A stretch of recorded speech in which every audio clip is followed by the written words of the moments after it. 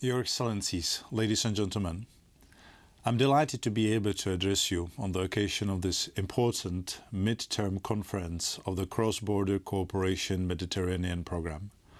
I'm only sorry that I cannot be with you in person.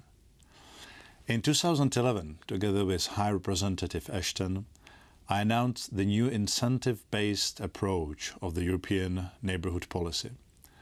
1 year on, what have we done to implement this policy, notably in the South?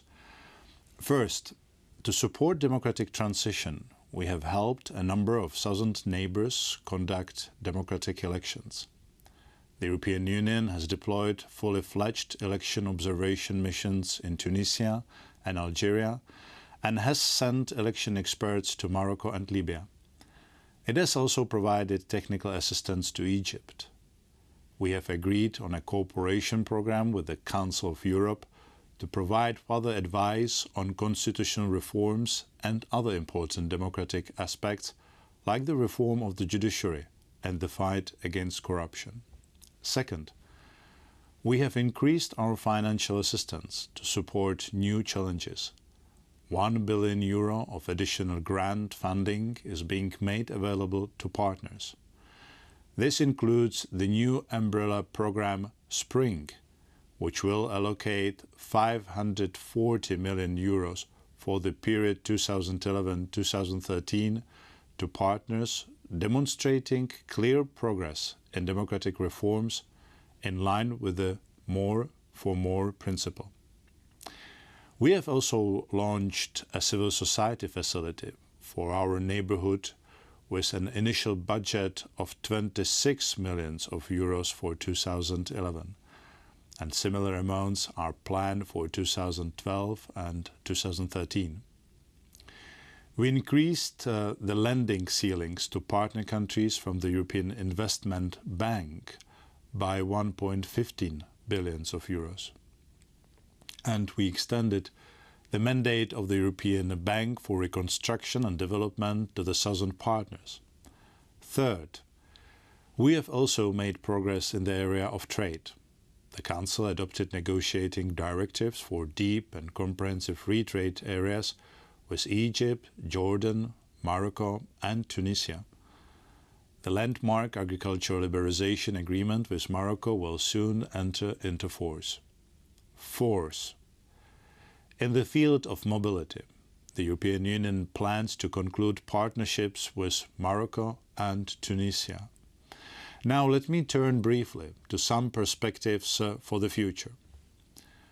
First, in June 2011, in recognition of the increased importance of the neighbourhood policy in the European Union's overall foreign policy, the Commission proposed a substantial increase in the budget allocated to the neighbourhood in the next financial period.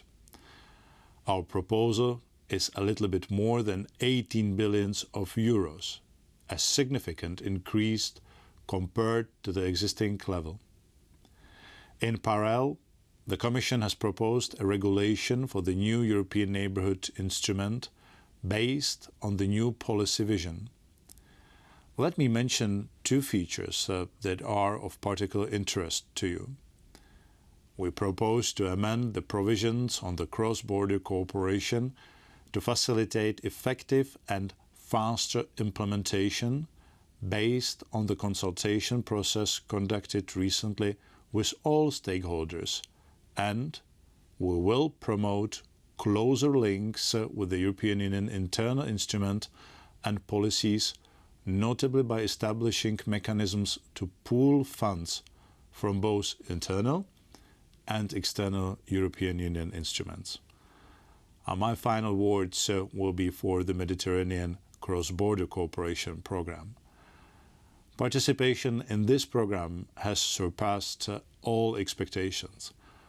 Almost 2,000 proposals for a total value of €3.3 billion have been submitted under the 3 calls for proposals launched so far.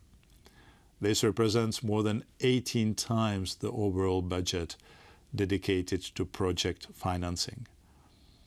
This result is a clear sign of the strong interest and commitment of all participants, notably regional and local authorities, to develop cooperation across borders.